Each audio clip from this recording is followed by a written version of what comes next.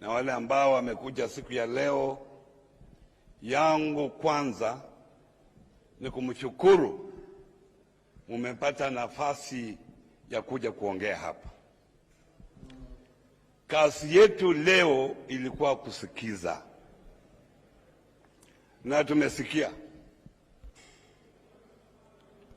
But before I go far, when you see these figures that were here, the theft that was done here, it annoys you. Wengine tulikuwa tunatafuta kura, hatulali. Lakini wengine kazi yao ni kupanga vile wataiba kura. This arouses bitterness to many people in this country.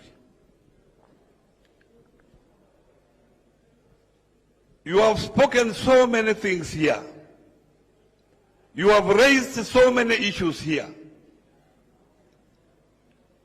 But in my capacity as the chairman of the Azimio Executive Council,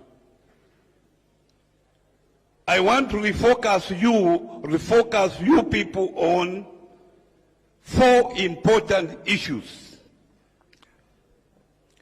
that we have put on the table,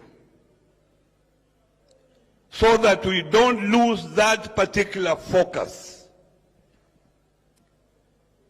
as members of this movement. The first one is cost of living. And we unveiled these issues when we unveiled the committee, the parliamentary committee that we have selected. We should not lose focus on the cost of living. And the cost of living, we are looking at short term. What are the issues that we are looking at? Cost of food, cost of fuel, cost of electricity, and school fees. Other issues are long term.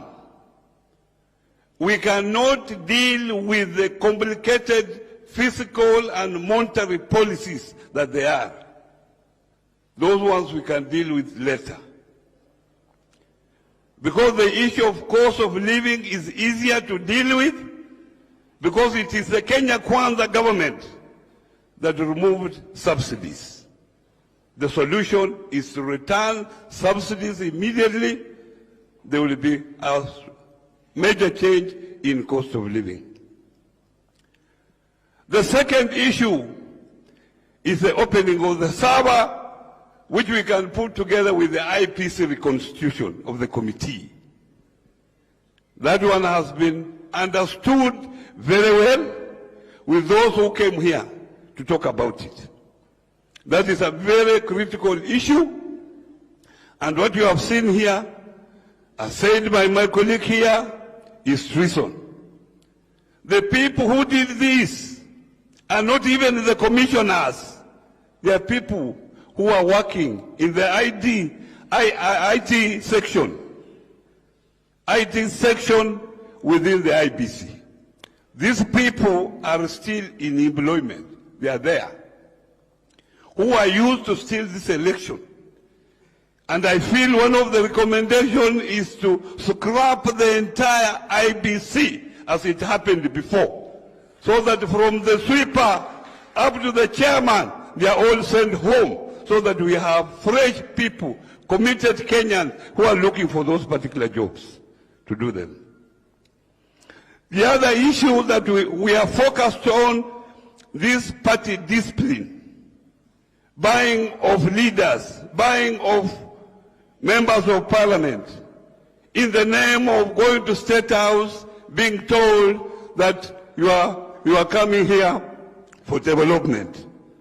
You know very well there is devolution, money is going to counties, monies are going to constituencies in the name of CDF to help in development. What other development are you going to State House to get? These members of parliament. We cannot build democracy in this country, sustain it, if members of parliament are being bought day and night in the name of development. That is the third issue. The last issue is the exclusion of other communities from civil service employment. You have seen what is happening. Even you, the youth, because that time, wakati ule, nyinyi vijana ndio mlikuwa mnasema hustler, hustler, hustler.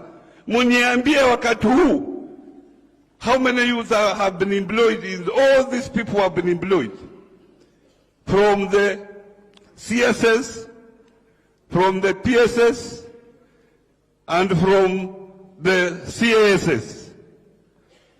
And even those who have been appointed as members of the boards, chairmen of the boards, telling me how many hustlers are there. That is an issue. Because this country belongs to all of us.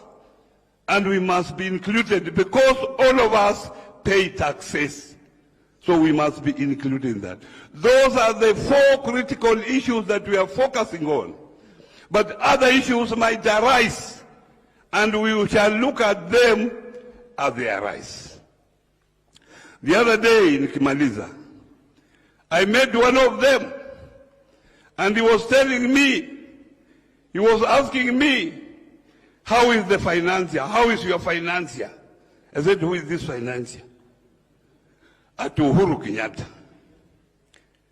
Nikasema, when we go for this mass action, do we pay the people who come there? Do we transport people who come there? Do we transport them? It is only the address system. You mean these people cannot afford an address system? Do we finance those ladies who pour water on us when there is tear gas? We use that water to wipe our eyes.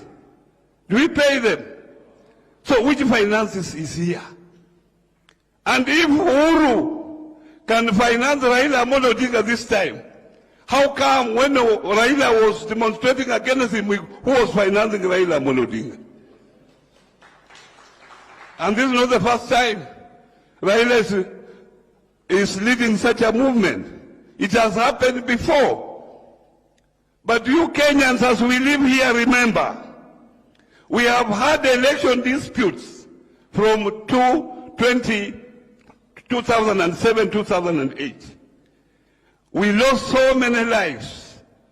2013, 2017, and now we are on 2022. We must have a lasting solution for this problem. If we have to have stability and economic growth in this country, we must have that. But the mwisho, I'm surprised when Ruto says that we can't borrow for current expenditure. When people are going without salaries, and salaries is a major expenditure within the economy. That's how you grow the economy, by putting more money in the economy through the people. And the salary is the only equitable way of putting money in the economy. And that's why 2009, 2007, 2008, when we had problems here in Kenya, we had to come up with economic stimulus so that we pour more money in the economy to grow the economy so that people can get employment. Asanteni sana. Thank you very much. I think that was our